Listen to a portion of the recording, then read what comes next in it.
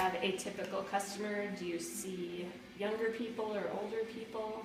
Whenever I opened doors, I thought our main customer base was going to be anywhere from 20 to 30 years old, and it's actually 40 to 70 is our main customers.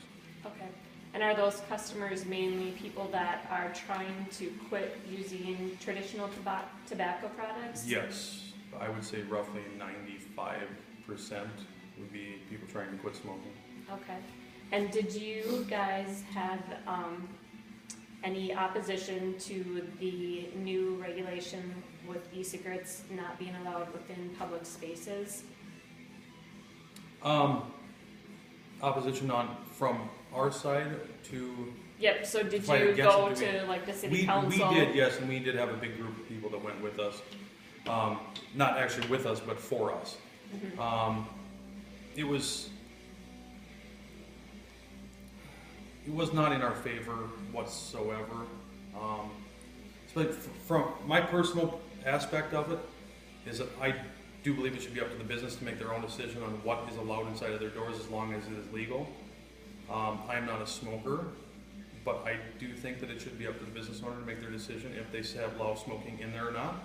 If the people do not want to go into that atmosphere, do not enter the doors, as long as it's clearly marked on the outside of the building. But for the business aspect of it, for us, they wanted to ban all of the sampling, and we were allowed to do zero nicotine sampling, which is good for us because if somebody can't taste what they're going to get, it's hard for somebody to quit smoking. I mean, if they're going to get a flavor that they're not going to like, they're never going to do it. So we have to be able to do that inside of our doors. So at least we're allowed to do that. Okay. Could you show us the components of the e-cigarette? Sure. A very basic one would be something like this right here. You have the battery, which is held inside of this with a button. Then you have the tank, which holds the liquid.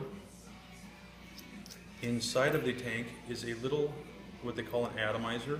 There's a little coil of wire wrapped around a wick, soaks up the liquid. Whenever you push the button on the battery, it's going to heat up this little wire inside and vaporize the liquid. And then there is just a basic charger,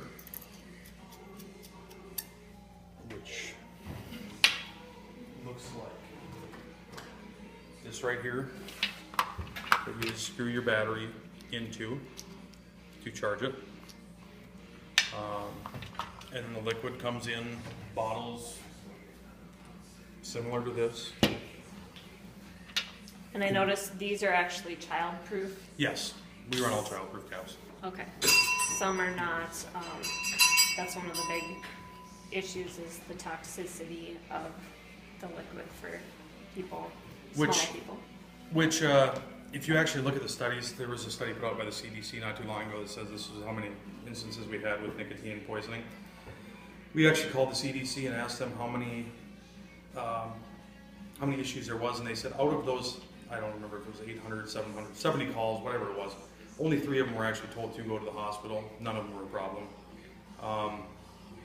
And then they are also saying kids are drinking this. I find that to be crazy. Me being, I was a pack and a half to 2 pack a day smoker.